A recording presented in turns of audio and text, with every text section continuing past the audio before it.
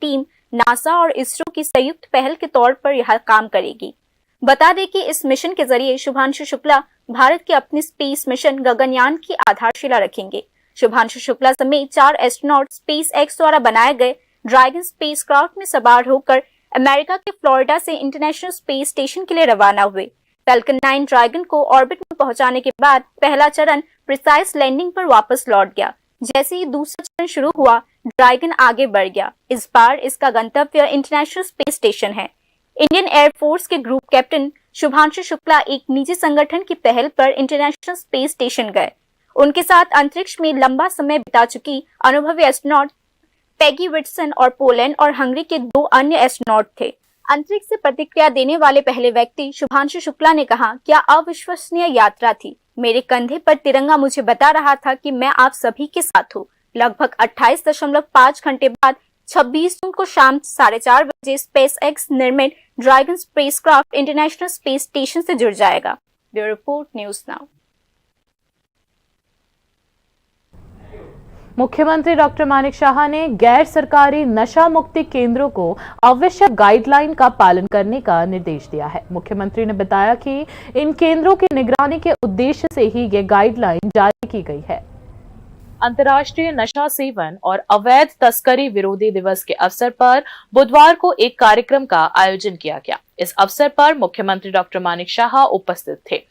कार्यक्रम में संबोधित करते हुए मुख्यमंत्री डॉक्टर मानिक शाह ने बताया कि गैर सरकारी नशा मुक्ति केंद्रों की निगरानी के लिए उचित गाइडलाइन तैयार की जाएगी। साथ ही उन्होंने यह भी घोषणा की कि राज्य के 8 जिलों में डी एडिक्शन सेंटर खोले जाएंगे, जिनमें प्रत्येक केंद्र पर 20 करोड़ रुपए खर्च किए जाएंगे। डिस्ट्रिक्टेर मध्य আমরা ডি এডিকশন সেন্টার আমরা খুলব এবং এক একটা ডি এডিকশন সেন্টারে প্রায়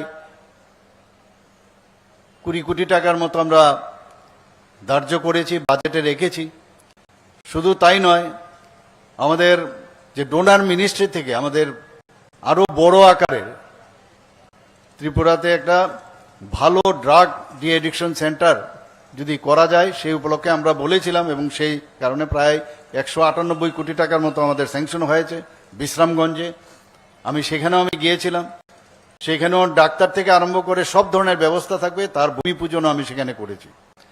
তো এটা গেল একটা দিক। তাছাড়া এখন ছোট আকারে হলেও আমাদের 2টো জায়গায় আমাদের এখনো ড্রাগ ডি এডিকশন সেন্টার আছে। তাছাড়া প্রাইভেট যারা অনেকে আছে তাদের নিজস্ব উদ্যোগেও এই ধরনের সেন্টার আছে এবং যারা প্রাইভেটে এই ধরনের উদ্যোগ নিয়েছেন তাদেরকে মনিটর করার জন্য একটা রুলস রেগুলেশন করার জন্য আমি কিছুদিন আগে সেক্রেটারি মহোদয়কে বলেছি যে প্রপারলি ওনাদেরকে যে গাইডলাইন্স আমাদের দিতে হবে সেই গাইডলাইন্স ওনাদের ফলো করতে হবে। राज्य सरकार ने ड्रग्स के प्रचारकों के खिलाफ युद्ध की घोषणा कर दी है। मुख्यमंत्री डॉक्टर मानिक शाह ने बताया कि वर्ष 2024 से 25 में ड्रग्स की जब्ती और विनाश की मात्रा 2023 से 24 की तुलना में कई गुना बढ़ चुकी है। हालांकि उन्होंने यह भी बताया कि नशा मुक्त त्रिपुरा बनाने के लिए आम जनता को भी आगे आना होगा और सरकार का सहयोग करना होगा। ত্রিপুরাতে যেভাবে আমরা কাজ করছি, জিরো টলারেন্স, মাননীয় প্রধানমন্ত্রীজি এবং মাননীয় হোম মিনিস্টার সাহেব বলেছেন যারা ড্রাগস পাচারকারী অর্থের বিনিময়ে যারা করছে তাদেরকে কোনো অবস্থায় ছাড়া হবে না এবং আমরাও ত্রিপুরাতে সেইভাবে আমরা যুদ্ধ ঘোষণা করেছি। কারণ এটা কোনো অবস্থায় মানা যায় না। ত্রিপুরাতে যে তথ্য এখন পর্যন্ত পাওয়া গেছে 2023-24 থেকে 24-25-এ সেখানে আমাদের ড্রাগ আমাদের ডিজিপি সাহেব অলরেডি বলেছেন যে সেখানে যে সিজারের যে লিস্ট প্রায় 103 থেকে 4% বেড়েছে। শুধু তাই নয়, আমাদের যে ডিস্ট্রাকশন, যে ড্রাগসের যে ডিস্ট্রাকশন হচ্ছে তাও প্রায় 132%-এর মতো দেখা গেছে বেড়েছে। তো এই কার্য তো চলছে, কিন্তু আমাদের পুলিশ বা আদার এজেন্ট যারা এন্টি ড্রাগস নিয়ে কাজ করছে, এখানে যারা আমাদের সাহায্য করছেন তারও এখানে আমাদের যে ত্রিপুরাতে যাতে এটা কম হয় সেই ব্যবস্থায় ন্যাশনাল লেভেলও আমাদেরকে সাহায্য করছেন। তো তারা তো করছেন, কিন্তু সাধারণ মানুষ যদি এর মধ্যে হেল্প না করে, তাদেরকে যদি আরো সচেতনতা আমরা না করি, যারা গার্জিয়ানরা আছেন তাদেরও গুরুত্বপূর্ণ ভূমিকা একটা বিশেষ একটা গুরুত্বপূর্ণ ভূমিকা তাদের রয়েছেন। मुख्यमंत्री ने बताया कि त्रिपुरा की भौगोलिक स्थिति के कारण ड्रग्स तस्करी और अवैध कारोबार के लिए तस्कर राज्य का इस्तेमाल कॉरिडोर के रूप में कर रहे हैं। पूर्वोत्तर भारत का ये राज्य तीनों ओर से बांग्लादेश से घिरा हुआ है और असम व मिजोरम के साथ सीमाओं का एक छोटा हिस्सा साझा करता है। मुख्यमंत्री डॉक्टर मानिक शाह ने कहा कि राज्य की भौगोलिक स्थिति के कारण तस्करी करने वाले गिरोह त्रिपुरा को ड्रग्स की तस्करी और अवैध कारोबार के कॉरिडोर के रूप में इस्तेमाल कर रहे हैं। इस सिलसिले में वे हमारे युवा पीढ़ी को निशाना बना रहे हैं। मुख्यमंत्री ने प्रशासन के साथ साथ आम जनता से भी इस लड़ाई में आगे आने की अपील की है। गौरतलब है कि मादक द्रव्यों के दुरुपयोग से मुक्त विश्व के निर्माण के लिए सहयोग और कार्रवाई को सशक्त करने के उद्देश्य से हर साल 26 जून को अंतर्राष्ट्रीय मादक द्रव्य दुरुपयोग और अवैध तस्करी विरोधी दिवस यानी विश्व मादक द्रव्य दिवस मनाया जाता है। Bureau report, news now. मुख्यमंत्री डॉक्टर मानिक शाह ने मॉक पार्लियामेंट कार्यक्रम में बोलते हुए कहा कि डॉक्टर श्यामा प्रसाद मुखर्जी ने सबसे पहले आर्टिकल 370 और 35A के खिलाफ आवाज उठाई थी, जिसकी कीमत उन्हें अपने प्राणों की आहुति देकर चुकानी पड़ी। मुख्यमंत्री ने यह भी कहा कि राजनीति में केवल योग्य और प्रतिभाशाली व्यक्तियों को ही आगे आना चाहिए। डॉक्टर श्यामा प्रसाद मुखर्जी ने सबसे पहले आर्टिकल 370 और 35A के खिलाफ आवाज उठाई और देश की पहली कैबिनेट से बाहर आए। अंत में उन्हें जम्मू में गिरफ्तार किया गया, जहां उन्हें अपने प्राणों की आहुति देनी पड़ी। कई वर्षों के बाद प्रधानमंत्री नरेंद्र मोदी ने आर्टिकल 370 और 35A को खत्म कर दिया। मुख्यमंत्री डॉक्टर मानिक शाह ने अगरतला के सुकांतो एकेडमी ऑडिटोरियम में प्रदेश युवा मोर्चा द्वारा आयोजित मॉक पार्लियामेंट प्रोग्राम में ये बात कही। 370 ধারা এবং 35 এর বিষয়ে অনেক কথা বলেন, যে কারণে ডক্টর শ্যামাপ্রসাদ মুখার্জি উনি যে প্রথম যে মন্ত্রিসভা সেখান থেকে উনি বেরিয়ে আসেন এবং এই 370 এবং 75 ধারার বিরুদ্ধে উনি প্রতিবাদ করেন এবং অখণ্ড ভারতের কথা বলে উনি যে এক দেশের মধ্যে দুটি দেশ কি করে হবে, সংবিধানকে তৎকালীন সময় শুরুতেই কিন্তু সংবিধানকে ওরা ভুল পথে পরিচালিত করেছিল।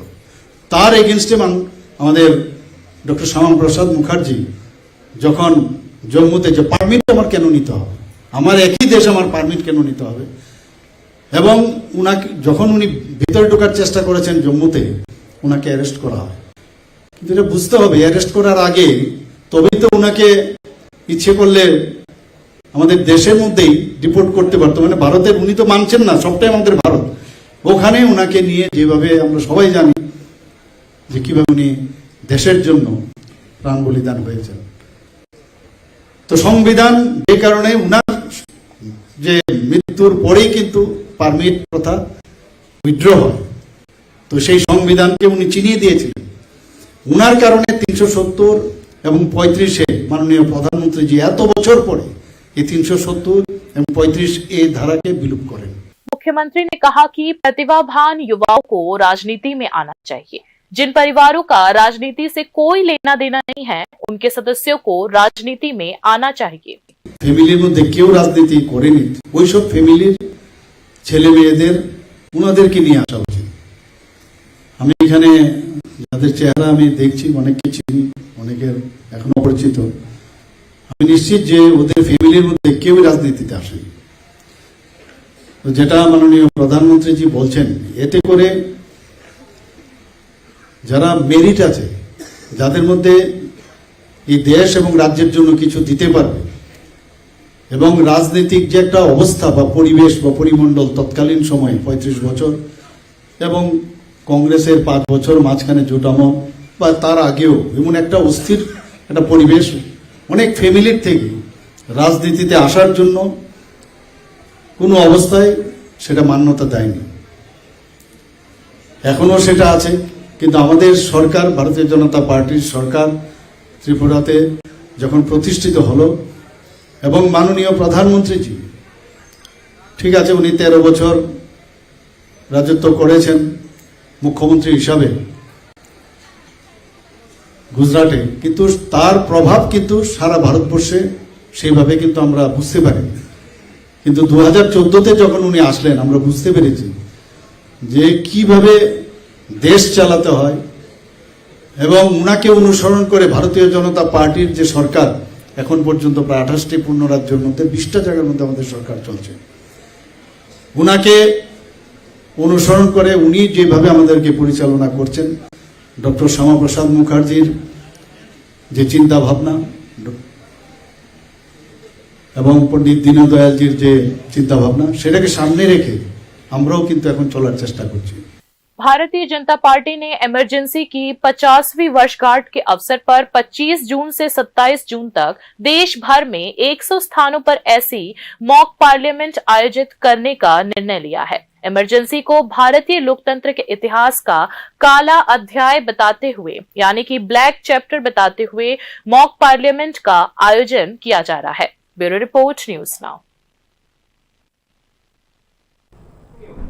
भाजपा के जनजातीय मोर्चा ने विधायक के सरकारी आवास पर प्रदर्शन किया और आरोप लगाया कि कांग्रेस विधायक सुदीप रॉय बर्मन ने अंबासा टाउन हॉल में आदिवासियों के खिलाफ असंवैधानिक टिप्पणी की थी। बाद में मोर्चा के सदस्यों ने हॉस्टल का गेट तोड़ दिया और अंदर घुस गए। कांग्रेस विधायक सुदीप रॉय बर्मन ने असंवैधानिक शब्दों का प्रयोग कर पूरे जनजाति समुदाय का अपमान किया है। इसके विरोध में भाजपा जनजाति मोर्चा विधायक सुदीप रॉय बर्मन के हॉस्टल के सामने विरोध प्रदर्शन में शामिल हो गया है।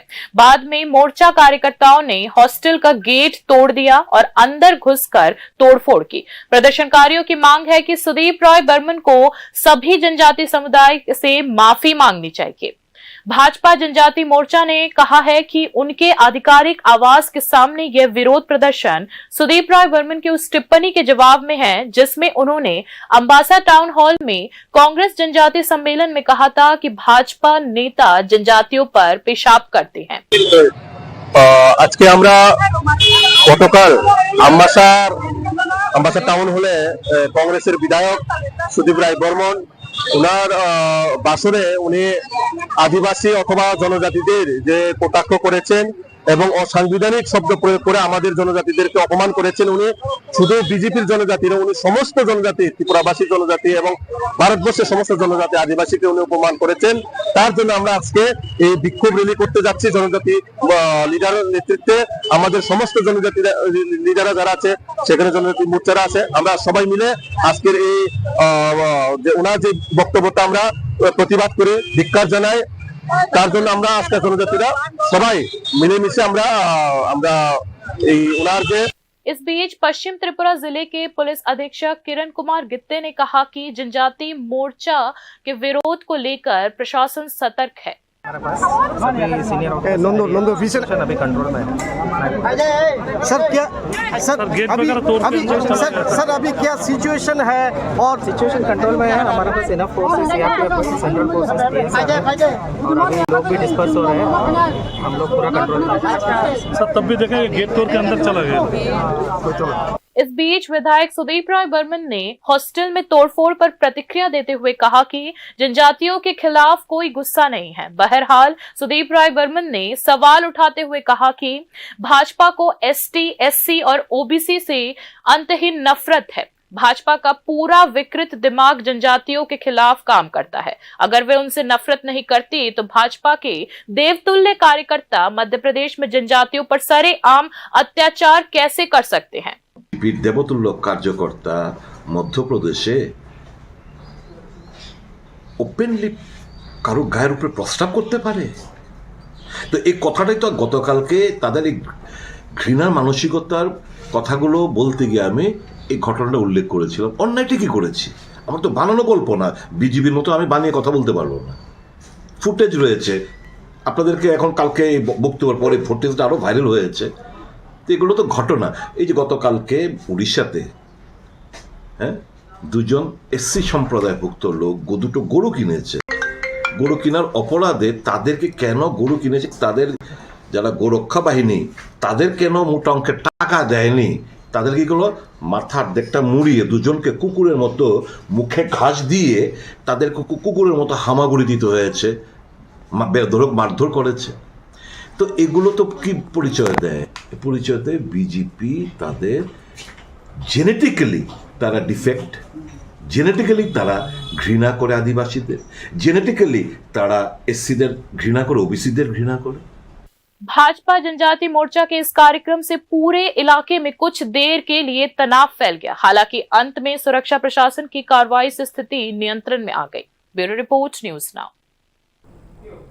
जनजातियों से नफरत करती है भाजपा, ये जो टिप्पणी विधायक सुदीप राय बर्मन ने की है उसे 100% सच बताया है अखिल भारतीय आदिवासी कांग्रेस के अध्यक्ष डॉक्टर विक्रांत भूरिया ने।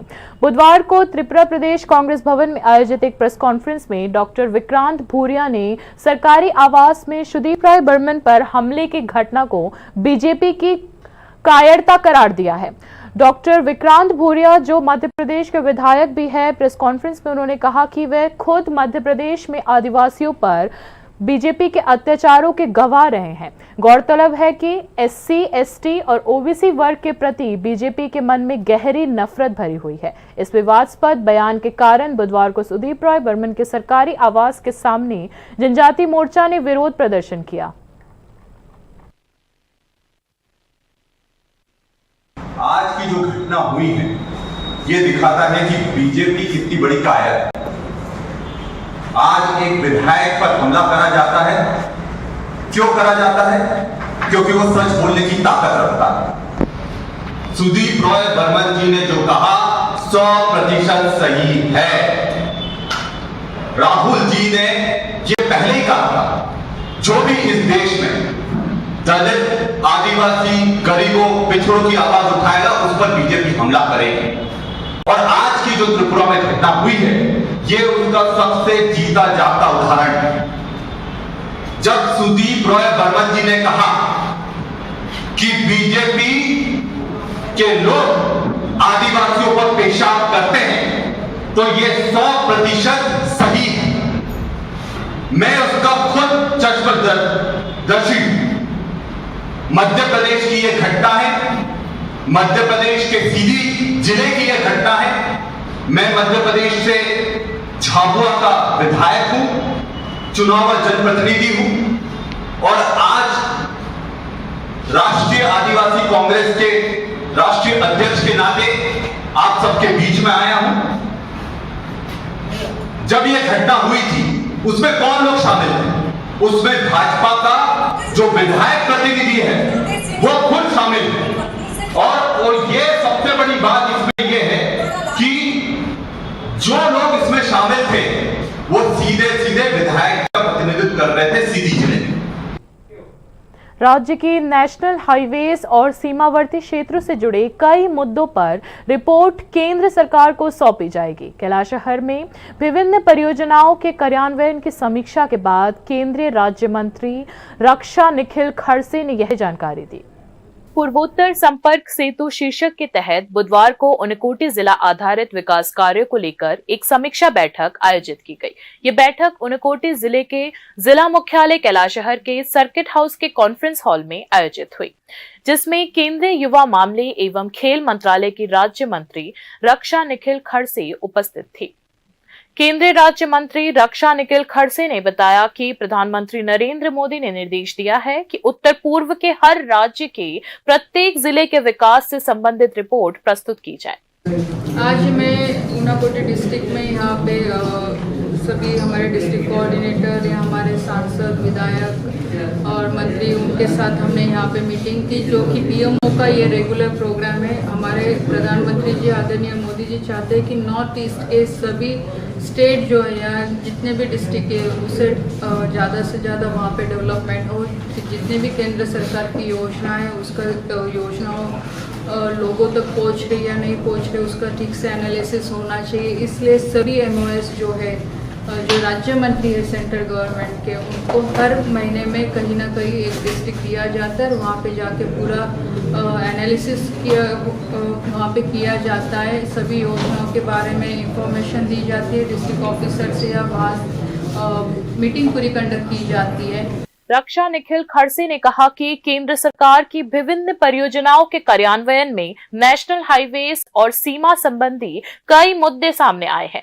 ये मुद्दे रिपोर्ट के रूप में केंद्र सरकार को सौंपे जाएंगे। कई सजेशन जो हमारी तरफ से हमें लगता है कि ये देने चाहिए, या वहाँ पे जो उनको काम करते वक्त दिक्कत आती है जो सेंट्रल गवर्नमेंट के माध्यम से हो सकते हैं, तो ये सभी विषयों के ऊपर यहाँ पे 2 घंटा 2.5 घंटा हम चर्चा करते हैं। और आज यहाँ पे भी काफ़ी अच्छी चर्चा हुई।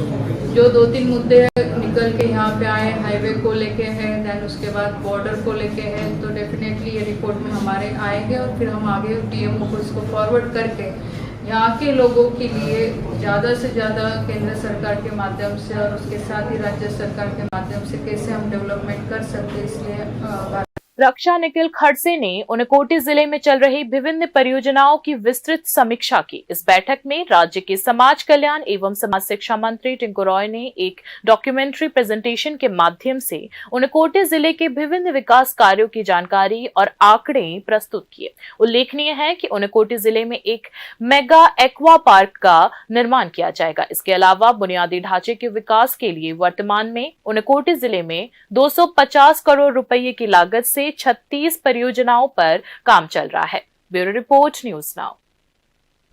जंगल की जमीन को जंगली डकैतों और तस्करों से बचाने के लिए टीएसआर की इंडियन रिजर्व बटालियन को तैनात किया जाएगा। ये जानकारी वन मंत्री अनिमेश देबबर्मा ने दी है।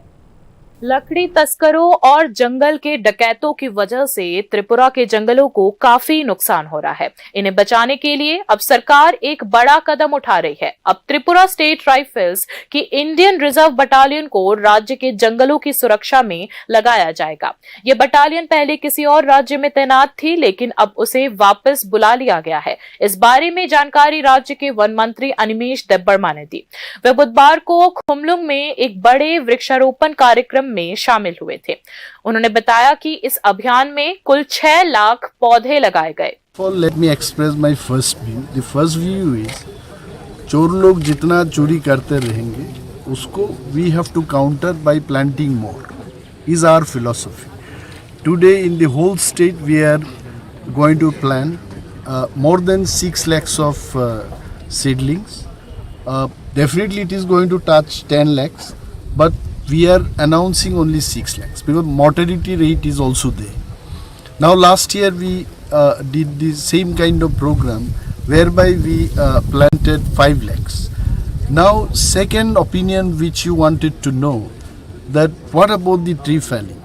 Forest department is very serious about it. I think you must be knowing some of our rangers, forest guard, foresters, they have been beaten up by the mafias. I have already spoken to Honorable CM of our state that please give me paramilitary forces to strengthen the forest protection unit.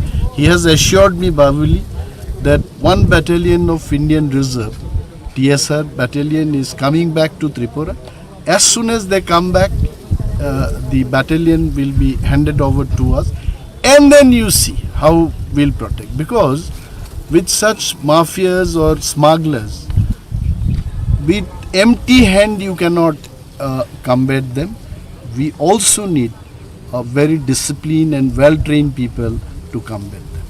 One मंत्री अनिमेश देबबर्मा ने बताया कि राज्य में लगाए गए पौधों की मृत्यु दर करीब 25% है, यानी 100 में से 70 से 75 पौधे ही जीवित रह पाते हैं। साथ ही उन्होंने कहा कि राज्य में वन भूमि के सिकुड़ने के पीछे पुनर्वास योजनाएं भी एक प्रमुख कारण है। Last year, especially, we started the last year's plantation survey. I think the mortality rate, we can declare that at least 20 to 25% mortality rate is there. So the survival rate is 70-75%. Not bad actually. And as per the Tripura forest is basically not virgin forest. You all know about it. Because in every forest, in every areas of forest area, people are inhabiting there. Not from now, maybe thousands of years back, they used to stay only in forest area. So unlike it is Amazon forest or the forest which we can see in Tamil Nadu or in the southern part of our country, that the forest is there, virgin forest, no one goes there. But this happens probably because of not only encroachment, rehabilitation packages also had been declared by Government of India. You know about it. So due to that also this reduction in the forest area could have been found probably. But we are trying to revive the degraded forest land by planting more plants and trees, whatever is possible, as per the working plan of Forest Department. My last सरकारी आंकड़ों के अनुसार वर्तमान में त्रिपुरा राज्य में कुल forest area 6,294.287 वर्ग किलोमीटर है, जो राज्य के कुल भौगोलिक क्षेत्रफल का लगभग 60% है। जबकि भारतीय वन स्थिति रिपोर्ट ISFR 2021 के अनुसार बहुत घने, मध्यम घने और खुले जंगलों को मिलाकर त्रिपुरा में कुल फॉरेस्ट एरिया 7,721.52 वर्ग किलोमीटर था, जो उस समय राज्य के कुल क्षेत्रफल का 73.64% था। वन मंत्री ने कहा कि मानव जनित गतिविधियों और वन तस्करों के कारण राज्य की वन भूमि तेजी से नष्ट हो रही है। इसे बचाने के लिए एक ओर जहां कानून का सख्ती से पालन कराया जाएगा, वहीं दूसरी ओर बड़े पैमाने पर पौधे रोपने का निर्णय लिया गया है। Bureau report, news now. रूप से धर्मनगर में जिला पशु अस्पताल का उद्घाटन किया गया। साथ ही पशु अस्पताल की मेडिकल सप्लाई स्टोरेज यूनिट के पक्के भवन का भी लोकार्पण किया गया। इन दोनों प्रोजेक्ट का उद्घाटन मंत्री सुधांशु दास ने किया। मंत्री सुधांशु दास ने कहा कि ग्रामीण अर्थव्यवस्था को ठीक करने के उद्देश्य से राज्य सरकार पशुपालन को प्राथमिकता दे रही है। इस दिशा में पशुओं के स्वास्थ्य पर भी विशेष ध्यान दिया जा रहा है। मंत्री ने बताया कि इस जिला पशु अस्पताल में पशुओं के लिए मुफ्त चिकित्सा सेवाएं उपलब्ध होंगी, साथ ही मुफ्त में दवाइयां भी मिलेंगी। गौरतलब है कि इस जिला पशु अस्पताल का निर्माण कार्य वर्ष 2022 में शुरू हुआ था। আমাদের এই ডিস্ট্রিক্ট হসপিটাল ইনফ্রাস্ট্রাকচার ডেভেলপমেন্ট করার মূল উদ্দেশ্য হচ্ছে যাতে এখান থেকে আমাদের জেলার প্রাণীপালক যারা আছেন তারা যাতে সব রকমের ফ্যাসিলিটি পায় এবং মেডিসিনও যাতে তারা প্রপারলি পায়, সেগুলোকে যাতে মনিটরিং করা যায়, তার জন্য আমরা নতুন ভবন তৈরি করেছি। এবং যে ভব্য হাসপাতাল আপনারা দেখতে পাচ্ছেন, এখান থেকে সব রকমের ফ্যাসিলিটি, যে কোনো পশু পাখি অসুস্থ হলে আপনারা এখান থেকে চিকিৎসা পরিষেবা পাবেন, ফ্রি অফ কস্ট মেডিসিন ফ্রিতে পাবেন। এর বাইরেও যদি কোনো রকমের অসুবিধা হয়, আমাদের ডক্টররা অ্যাভেলেবেল আছেন, তারা বাড়িতে গিয়েও কিন্তু আপনাদেরকে পরিষেবা দেবে। তো তারই আজকে আমরা উদ্বোধন করেছি।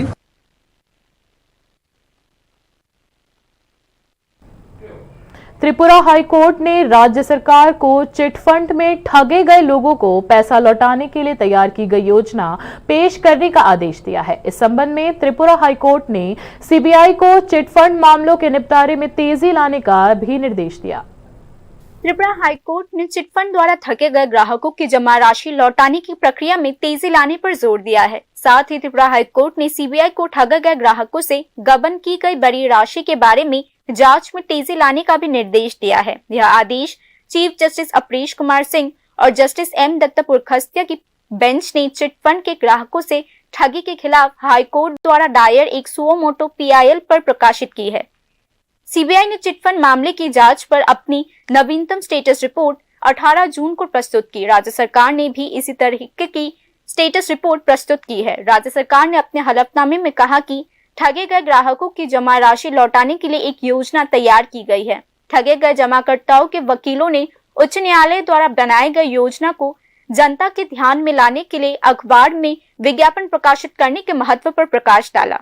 वहीं जनहित याचिका में पक्षकार रहे धोखाधड़ी के खिलाफ जमाकर्ताओं के वकीलों ने आरोप लगाया कि धोखाधड़ी के शिकार ग्राहकों से गबन किए गए कई सौ करोड़ रुपए की वसूली के मामले में सीबीआई की जांच संतोषजनक नहीं है। धोखाधड़ी के शिकार जमाकर्ताओं के वकीलों ने चिटफंड कंपनीज की संपत्ति जब्त करने के बाद राज्य सरकार के खजाने में जमा 11 करोड़ रुपए को धोखाधड़ी के शिकार ग्राहकों के योजना के अनुसार तुरंत वितरित करने की नीति के कार्यान्वयन की दलील भी दी है। खास बात यह है कि इस मामले में राज्य सरकार ने हलफनामे के जरिए योजना के निर्माण और गैजेट नोटिफिकेशन की जानकारी देने के बावजूद हाईकोर्ट में योजना पेश नहीं की है। त्रिपुरा हाईकोर्ट ने राज्य सरकार को तुरंत इस योजना को कोर्ट में पेश करने का भी निर्देश दिया है। इतना ही नहीं, त्रिपुरा हाईकोर्ट ने राज्य सरकार को योजना के अनुसार पैसों के वितरण की प्रक्रिया शुरू करने की जानकारी देने का भी निर्देश दिया है। त्रिपुरा हाईकोर्ट ने सीबीआई की त्रिपुरा इकाई में अध्यक्ष स्तर के अधिकारियों की नियुक्ति पर विचार करने का भी निर्देश दिया है। त्रिपुरा हाईकोर्ट ने कहा है कि इस जनहित मामले की अगली सुनवाई 8 जुलाई को होगी। Bureau report, news now. 27 तारीख से इस्कॉन का 11वां रथ यात्रा महोत्सव शुरू होने जा रहा है। 3 भव्य रूप से सजाए गए रथों में भगवान की यात्रा यानी नगर भ्रमण करवाया जाएगा। बुधवार को एक प्रेस कॉन्फ्रेंस में मंदिर के पुजारी ने यही जानकारी दी। उन्होंने बताया कि स्नान यात्रा के बाद से ही रथ यात्रा की जोर शोर से तैयारियां शुरू हो गई है और अब अंतिम चरण की तैयारियां चल रही है।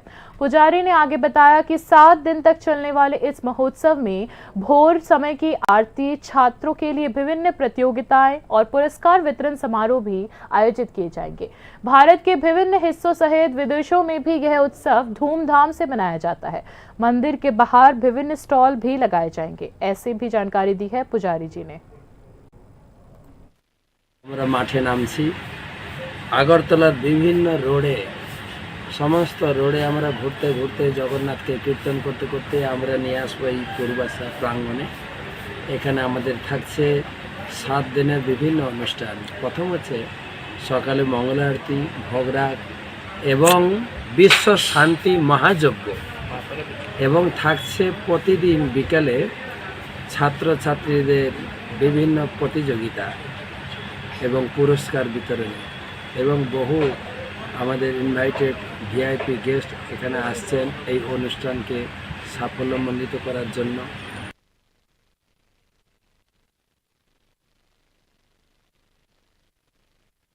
बाकी न्यूज अपडेट्स के लिए देखते रहिए न्यूज़ नाउ। शुभ रात्रि।